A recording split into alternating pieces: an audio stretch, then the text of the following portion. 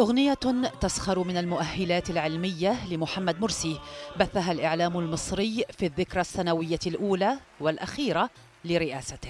أدي اللي خدنا من الإخوان بمصر فرت وجملة كمان. سنة كاملة كانت الشاشات خلالها تحصي على الرجل أنفاسه وتنسج حوله اتهامات خرافية لم تكن في حقيقتها غير أكاذيب مغناة. هذا مثال: بيع للقطر وخد من خيره، ده الهرم وابن 2 غيره. كان مرسي يرد، لكن الدعاية المكثفة وما عرفته مصر من إرباك سياسي ومعيشي فعل فعله في تحطيم صورته. أنا خايف يكون الهرم اتباع من ورايا ولا حاجة. هنبيع قناة السويس، نبيعها لمين؟ عيب. طب لا مش هتتباع، امال ايه؟ ده هيتعمل لها قانون تبقى لوحدها ازاي يعني؟ وبينما كانت مصر كلها تضج، كان وزير الدفاع عبد الفتاح السيسي الذي عينه محمد مرسي في منصبه يقف صامتا أو منتظرا لا يثير أي انتباه.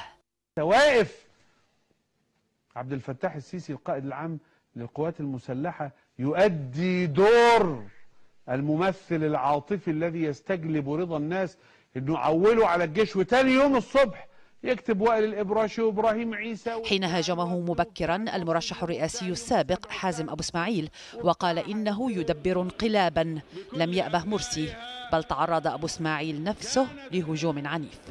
وقع 30 من يونيو وبعده 3 من يوليو.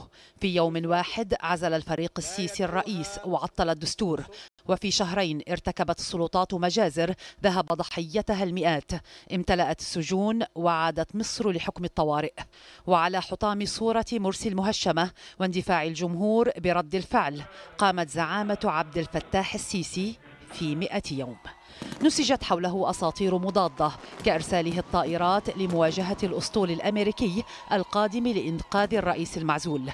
خد السلم معاه فوق، يعني ما حد مش اقسم بالله تاني. ايه يا عمونا؟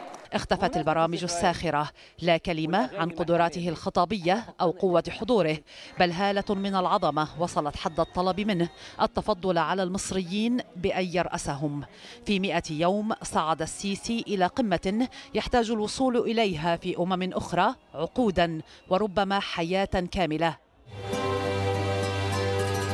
ولأن الرجل الصاعد مجرد من أي مجد عسكري أو رؤية سياسية غير العداء للإخوان المسلمين، وجد البعض له في جمال عبد الناصر ما يفيض على فقر الحاضر. السيسي بعدك يا ريس.